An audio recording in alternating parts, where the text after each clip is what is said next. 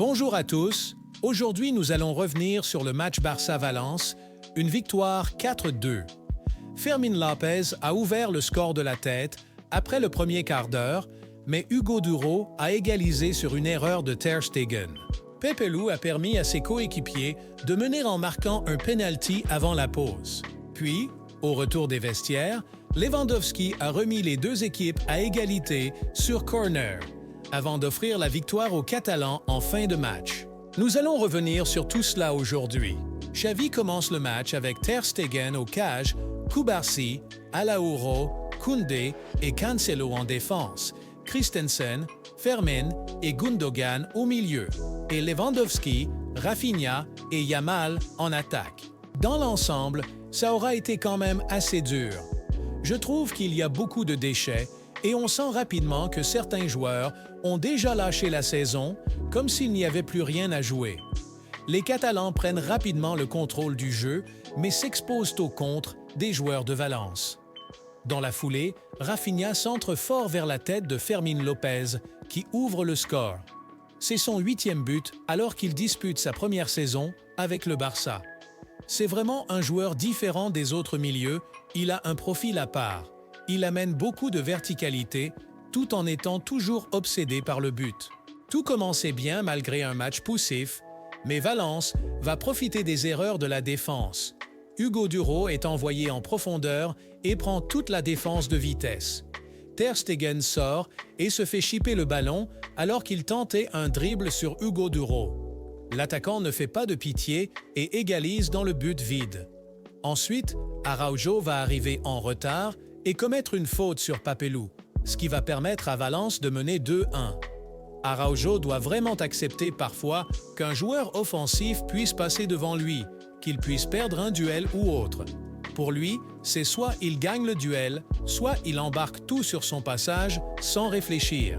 Son excès d'agressivité va commencer à déranger l'équipe. À l'avenir, s'il ne change pas cela, avant la fin de la première mi-temps, le gardien de Valence va rater son contrôle sur une passe en retrait très simple. Lamine suit bien, mais le joueur va toucher le ballon de la main alors qu'il ne sera plus dans la surface. Rouge direct et Valence va jouer à 10.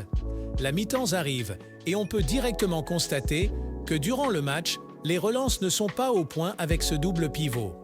Christensen reçoit dos au jeu, ne se retourne pas et remet derrière. Gundo vient dans la zone de Christensen, qui est obligé d'aller dans la zone des relayeurs. Pour que le jeu de position fonctionne, il faut maîtriser les basiques parce que là, c'était vraiment dur. Au retour des vestiaires, le Barça égalise rapidement.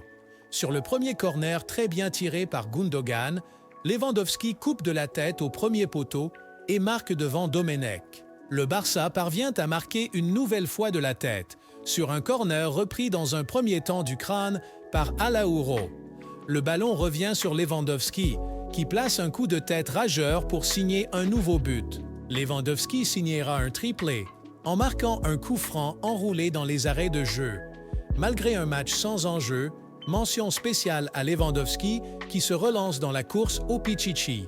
Peu importe la situation du milieu de terrain la saison prochaine, je veux voir Fermín avoir une importance plus grande pour sa progression personnelle. Un milieu capable de planter 20 GA très facilement sur une saison s'il a du temps de jeu régulier. Yamal reste dans ses standards en amenant toujours autant de déséquilibre. Franchement, je n'arrêterai pas de le dire, mais à 16 ans, c'est très fort.